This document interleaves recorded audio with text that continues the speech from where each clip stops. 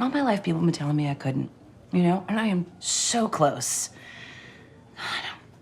Having to wait 6 months to find out if I can have my dream is so hard when I've been waiting my entire life. Wow. How long have you been sitting on that speech? 24 years. If Greg sometimes felt like the alternate protagonist of Season 1, Paula is the stealth alternate protagonist, and that's all too appropriate, given that her arc is about emergence and actualization, and a womanhood many people experience and embody. Of the many spotlights shown by Crazy Ex-Girlfriend, this one may be the most unexpected and overdue. And in fact, for me, Paula's been one of the most difficult characters to analyze because I don't have the language, even more so than usual. For one, there's that balance of women who are mothers are not defined by motherhood, and motherhood should not be dismissed, and that's made defining Paula as a preliminary step challenging. Yes, Paula's a mother, she's a paralegal, she's a best friend, she's a sidekick, and so I think it isn't important to think about her as any one of these things, but all of them at once and more. And this is her character arc throughout the first 2 seasons, that she evaluates the roles she plays and even creates new ones. This is another example of the story department having their cake and eating it too, with deconstruction and reconstruction. With Paula, we can criticize roles we think are outdated, spotlight roles which have been disparaged, and promote roles for the future. And in this, her multidimensionality is the constant, in the face of what seemingly defaults on television when it comes to characters like Paula. But I have to be careful at that moment, as things are not good just because they're so much better than other things, especially when those other things are shit. They're good because they educate and entertain, even in a vacuum. So today I want to talk about the many faces of Paula, and her transformation, which says so much about the trials of women in America and across the world. This will take us through about 5 phases, beginning with the hints we get of Paula before and during the first episode. Sometimes I think about the occasional scene where the office is gathered in the conference room with Daryl at the head and Paula somewhere off to the side. If you were coming in and seeing this for the first time, you wouldn't by default presume Paula is one of the main characters. First, we assume that person type even denotes story, and second, by and large, we don't care about a number of these person types or their stories. And maybe that could change. Before Paula meets Rebecca, she's the valued paralegal at White Feather & Associates, a married mom with 2 sons, with at least one coworker she considers a friend. An early conclusion we draw about Paula before the arrival of Rebecca is a simple one, that she's bored. This comes out at the end of the first episode, where, in comforting Rebecca for the very first time, Paula mentions how she wishes she'd been brave, like that, in her younger days. Maybe she would have made different decisions and become somebody else. As we'll see later, it isn't so much about regretting being married and having kids, because those are very important to her, but more so it's about a freedom of self-expression. We see how eager she is to go into Spiders or to the dress barn. Right near the dress barn. Come on, you love the dress barn. Her language in these moments is so interesting, it's almost millennial-like, and as culture ever changes, I think we find it isn't so much children don't grow up anymore, but that adults are very much children at heart.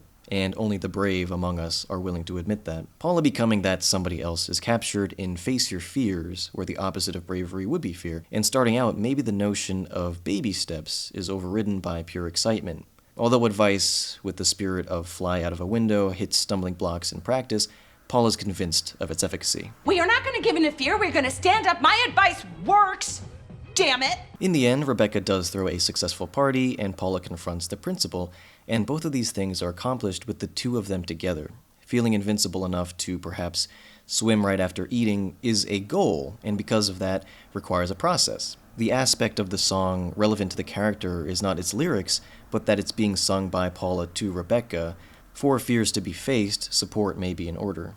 A kind of sequel to Face Your Fears is His Status is Preferred, which includes lyrics like, I have waited and waited to one day be upgraded, to spread my wings and fly just a bit more frequently. This hunky industrialist, played by Cedric Yarbrough, But Black Dynamite, I sell drugs to the community, is a kind of fantasy as Josh is to Rebecca, being a matter of expectations. A fling with a stranger from out of town should ideally proceed without baggage, but Calvin brings quite a lot, and Paul is then able to recognize him as a real person, and Perhaps too, the sadness was a turnoff. This is another example of facing a fear of living life, anything to combat the boredom. And so ironically, it's Rebecca who comes in and makes the right call in the end. Support and providing a moral compass should be the constant running through a friendship, no matter what that friendship is about. And that's the interesting thing, of course, that this friendship is about something. It hinges on a mission, which we'll touch on later. One of the pleasures of going back and revisiting the very first episode is spending almost the entire runtime with Paula as the villain. We see a side of her that's entertaining but short-lived. She immediately distrusts Rebecca because of a bad first impression, and that's how she's able to see through the lying. Admittedly, Rebecca on paper doesn't match the reality of the situation. Here's a Harvard and Yale-educated lawyer moving across the country to work in this one-horse town and in this firm which could always be more ambitious, and these discrepancies irritate Paula's antagonistic inclination. You just should have told me. That's all. I was busting your balls because you lied to me. Okay. Because you lied to me, sure, but Rebecca also provided a blank canvas for Paula to characterize her with. Rebecca in this moment is the snooty lawyer from New York without the feelings or personality which might keep one from, say, violating her privacy. This, for Paula, was a project, the finale of which was crashing a party and publicly embarrassing this woman. When Rebecca's reality comes out, the project is improved. With the West Covina reprise, Paula's goal becomes, I'm gonna help you get Josh. And that's a big statement with lasting implications on the show. It's, I'm gonna help you be a crazy ex-girlfriend, but that also requires, I'm gonna help you. And both of those things are explored in depth. The positives and negatives, the effects each have on both characters. As we move into the second act of the first season, which is anywhere from episode 2 to episode 4, the Josh part of the equation overshadows the help part. It is entertaining, but maybe that's part of the problem. The episode Josh is going to Hawaii is interesting as a kind of capstone to the 2 episodes previous, which increasingly used the language of Hollywood film toward emotional victory. Rebecca faces her old nemesis, she marches on a courthouse, inspires the masses, and although ultimately loses the big game, she scores the moral win. And then kisses Josh. That was Los Angeles, but in Hawaii, all of that forward momentum is called out for what it is, progress, but in the name of stealing someone's boyfriend. And so part of this deconstruction is also seeing Paula for what she is in this episode where the metaphor is brought to surface. Rebecca rejects Paula's help and flies 3,000 miles away. Upon her return, the dynamic has changed, but it took a lot of effort. So we might wonder why it was so hard, why they couldn't recognize the dynamic was bad for them. Well, that's the thing with relationships like this. I hazard to characterize this one as toxic, necessarily, but once you're inside this kind of relationship, it can be hard to see out. I mean, that's a wispy thought. It's inaction. We see here how that works, because with this comedy duo, Paula is becoming Rebecca's surrogate mother, and Rebecca, Paula's surrogate daughter, filling important voids in the other's life. I'm sorry, I always wanted a daughter. My kids are not daughters, they're terrible. I'll tell you about it later, or now. So Valencia's interests include... Or partially filling. Anyway, it's true that Rebecca doesn't always hold her end of the bargain, and if we're theorizing as to why, she provides a suggestion early on herself. I'm not an adult, like what we were doing back at the taco festival, like being like all adulty. That's just not me, okay? Like, almost right away, there's this sense of arrested development with Rebecca, and the brief but meaningful flashbacks to her childhood might explain why, these scenes which always play like triggered memories. In episode 108, Rebecca confronts her mother about that childhood, and Naomi rationalizes that she wanted Rebecca to be tough. However, the parenting was such that it led to self-doubt deep into Rebecca's adulthood. We see a variety of symptoms of this self-hatred, from her tiny reactions to bad jokes she tells, to when it's tied up with full-blown depression. Part of anxiety and depression, I understand, is genetic, but it takes a certain socializing environment to foster it, just so, which in turn impedes Rebecca's development. So part of Rebecca's relationship with Paula is about recreating and revising the mother-daughter relationship, and they do so using a kind of millennial language. Again, but unlike with the Mick, where that was about making something so often depicted as alien into something logical, this is about exploration, millennial and youth as new and scary, but most importantly, shared. Without knowing all the rules yet, they tumble through their relationship, which feels like a journey because, again, it has that mission. And this leads us to a poignant moment between Paula and Rebecca during the closing arc of the first season. Paula continues on this crazy ex-girlfriend mission, despite Rebecca's insistence on Channy Bear sleeping with the fishes. After the wedding dress debacle, Rebecca confronts Paula to bring their recent miscommunication to a head. Paula? Valencia's password was so easy. Valencia won. I mean, come on! Paula!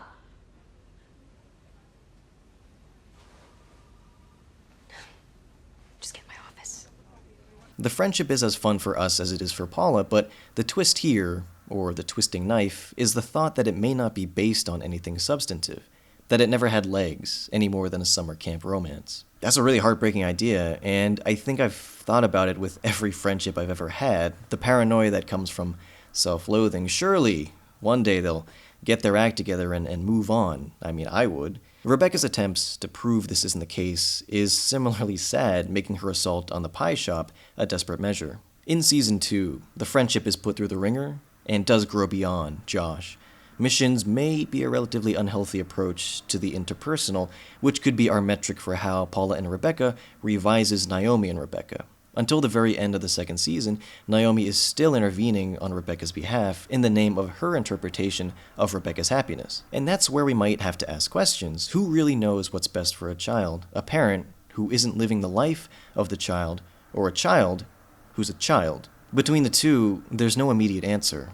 But one problem we can pull here is either one believing they know definitively what's best and thereby closing themselves off to collaboration. So what problem solving the Season 1 Paula and Rebecca relationship does is move toward that better collaboration, and that speaks to adaptability, which is so crucial. And it works. After discarding the sidekick role in the first season finale, what does Paula open the Season 2 premiere with?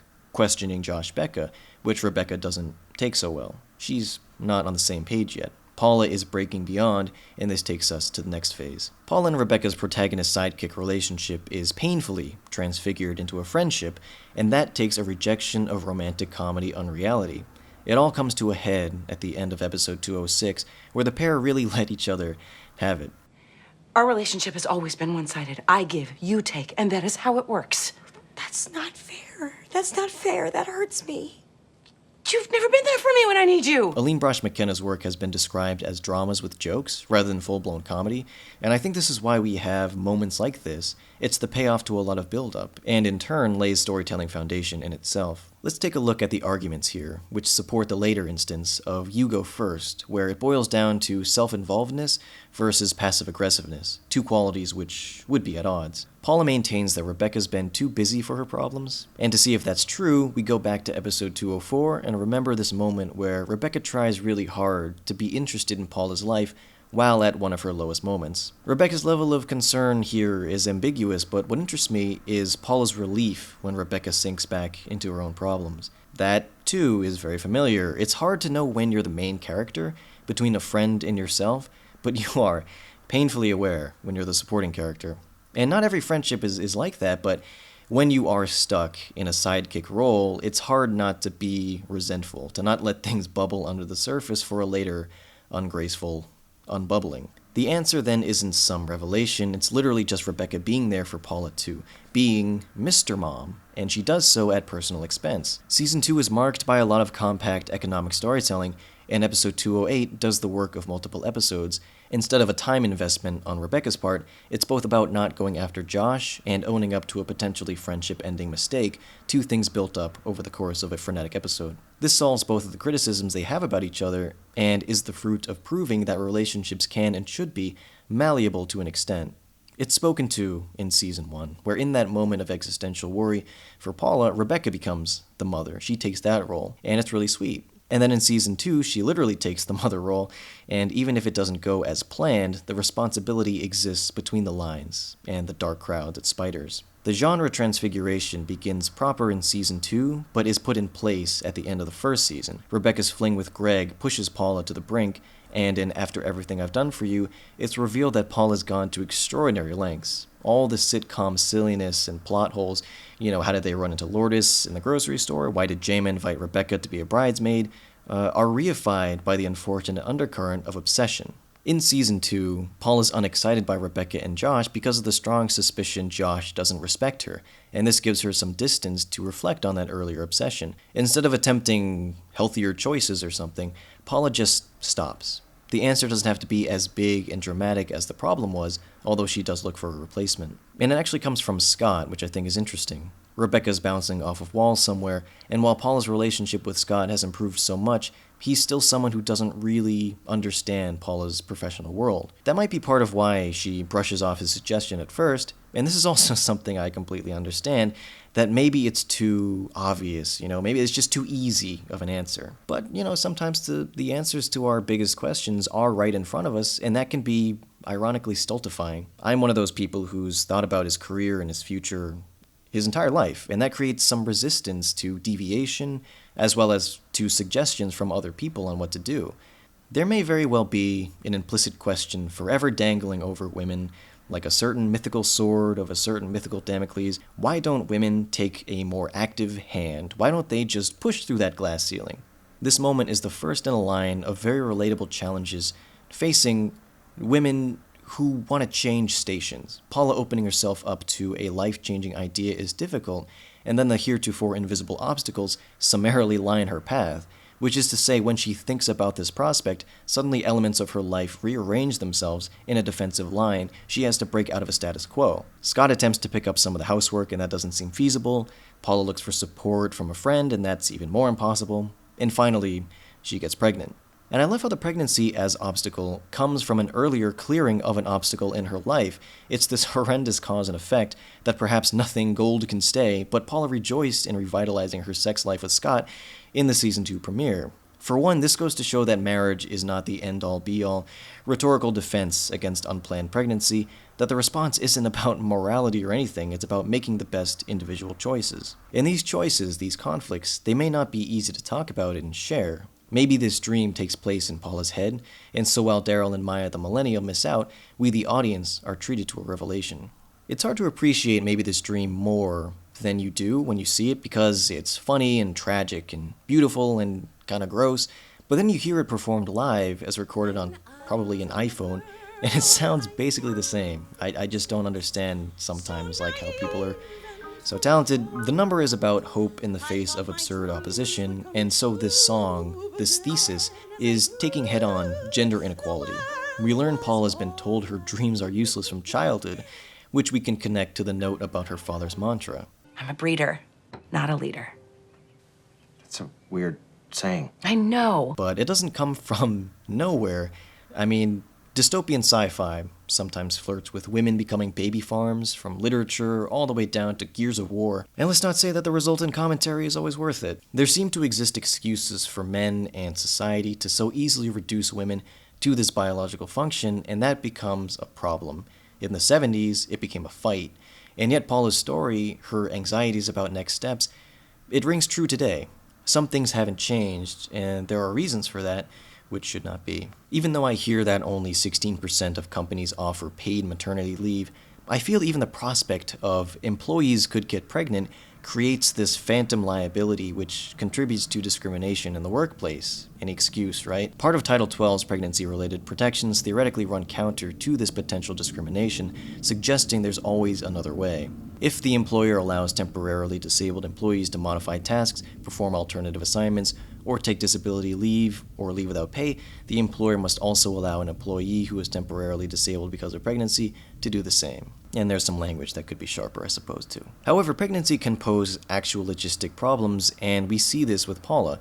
On the verge of fulfilling her dream, she discovers she's pregnant, a discovery of sorts, preceded by a slow resignation. Paula strikes me as the kind of person who never wins the raffle, who just knows no matter what it is, it's not going to happen for me. She knows she's pregnant long before the test comes back, and how could she not, given what her father used to tell her? And indeed, she chooses to lead instead of breed, if we want to indulge in that language, and even if we're indulging in that binary for now, because there's something there.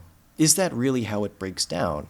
Obviously, you have the old Americana vision, the nuclear family, where the man puts on the fedora and he walks out the door to go to his job, and mom stays home with the babies in the kitchen. Leading, and not breeding, so to speak, exists in response to that, but then has the adverse effect of reducing the legitimacy of motherhood. I guess a solution to this impasse refers back to that conclusion drawn by Title XII that there's always another way, Paula's multidimensionality, motherhood alongside professional actualization. That, however, is a laughable notion to some, an ever-receding brass ring, because that Americana's left a legacy, no matter how attenuated.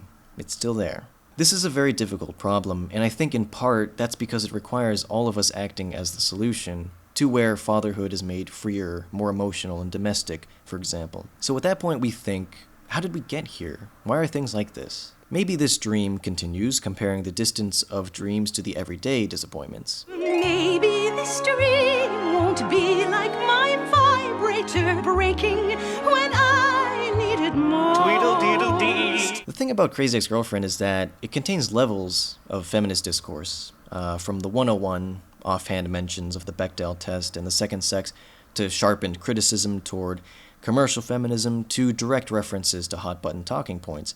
It's a diversity, where, as best as anyone's story can, the writers canvass the broad field of feminism and gender inequality, but they also provide an additional level, one conducive to reaching the heart of these acute problems. Solving the dream-crushing burdens of motherhood, of workplace inequality, all the way up to the stigma and complications surrounding the crazy ex-girlfriend may begin as they have in reality by addressing symptoms, legislation in some cases.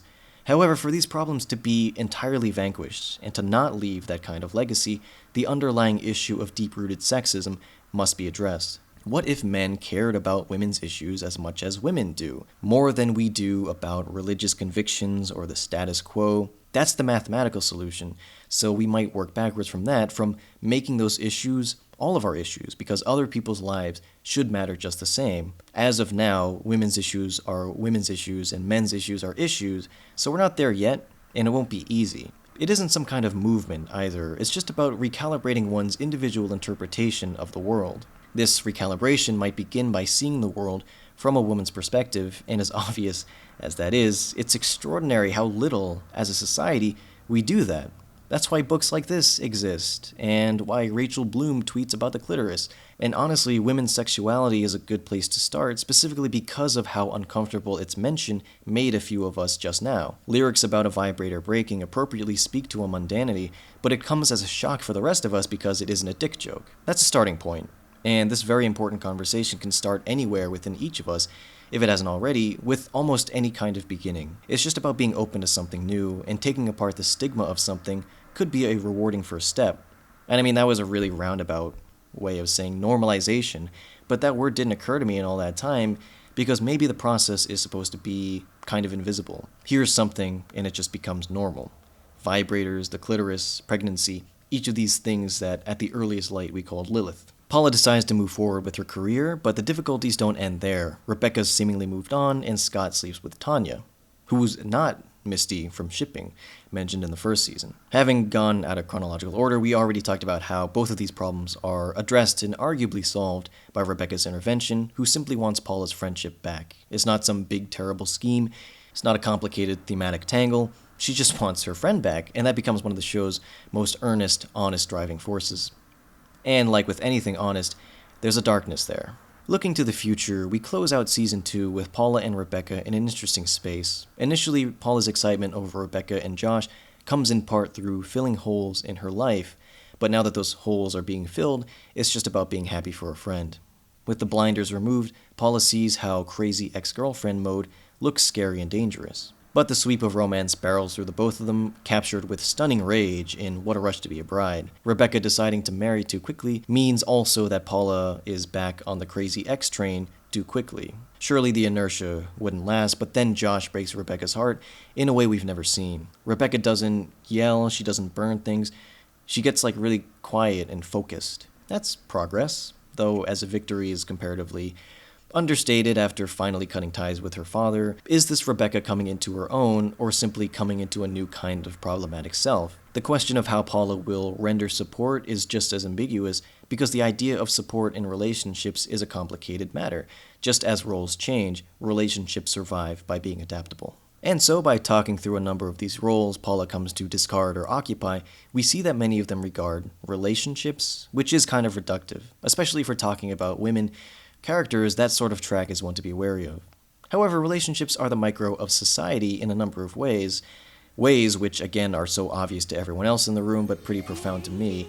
I think society can sometimes be too abstract, and that's how we start telling other people's stories and even ourselves exercise the psychological shaping made use of by military since the dawn of war, when we're made to see people as cardboard cutouts, as fantasy heartthrobs, as snooty, big city lawyers. The scope of our perspective reaction to them becomes limited, basic, dangerous. Thinking about society from the inverse approach is the more difficult of two paths, but extrapolating from the starting point of interpersonal relationships, making that a parameter, seems logical enough.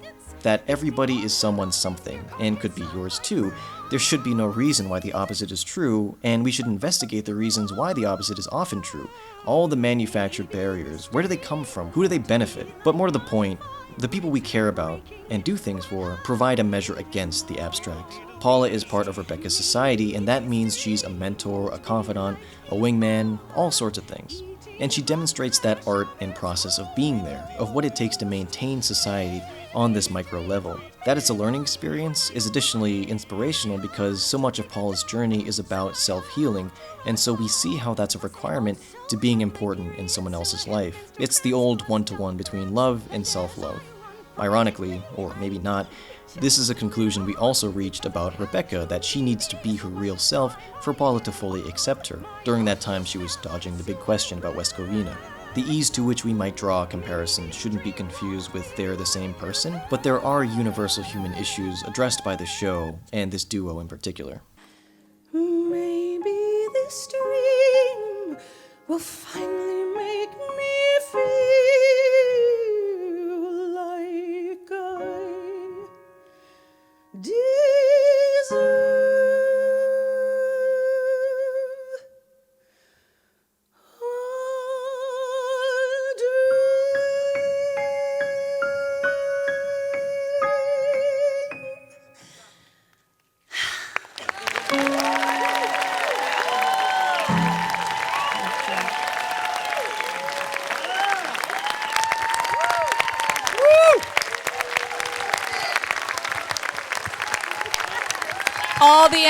All the Emmys for Donna Lynn. All the Emmys.